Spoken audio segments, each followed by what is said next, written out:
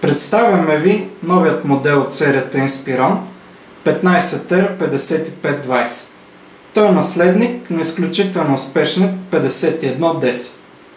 Лаптопът е мултимедиен, предвиден за домашният потребител и малкият офис, но характеристиките му позволяват и професионална употреба.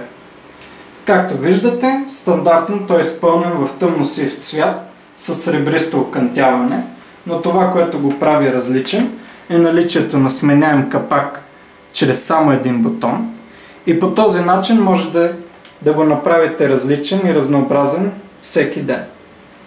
Dell предлагат множество цветни или дизайнерски капаци. Лаптопът е с 15,6 инчов екран с лъскаво покритие и резолюция 1366 на 768 пиксела. Той е с светодиодна подсветка.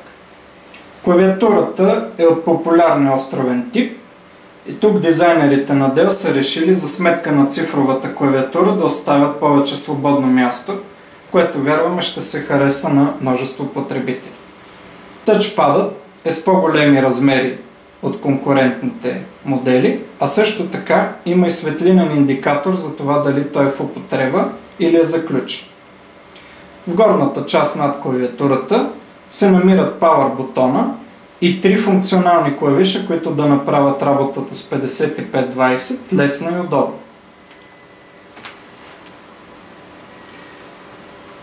В Inspiron 5520 са вложени всички съвременни интерфейси, включително USB 3.0. От тази страна виждаме два такива порта, както и оптичното устройство и входът на LAN картата. Срещу положено на тях се намират още два USB 3.0 порта, като единият от тях подава постоянно ток и интерфейсите за връзка към телевизор или монитор, аналоговият VGA и цифровият HDMI. Тук е и входът за захранването, а и входът за микрофон и изхода за слушалки. Фронтално се намира единствено универсалният четец за карти памет, поддържащ 8 стандарта.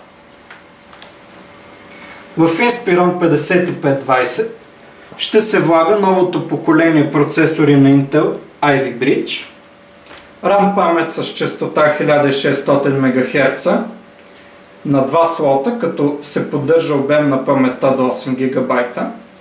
Твърдите дискове ще бъдат между 500 ГБ и 1 ТБ. Видеокартата е AMD Radeon HD 7670. Тези характеристики позволяват лаптопа да бъде натоварван и с игри, и с по-сложни програми, както и възпроизвеждането на HD видео.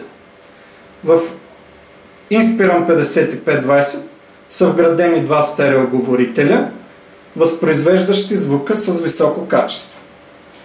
Очакванията са ни новата серия Inspiron да бъде също така успешна, както и старата 5110, тъй като в нея са запазени всички нейни силни черти, а са вложени новите достижения в хардуерните технологии, които са Ivy Bridge процесорите, паметта с по-висока честота и USB 3.0 технология.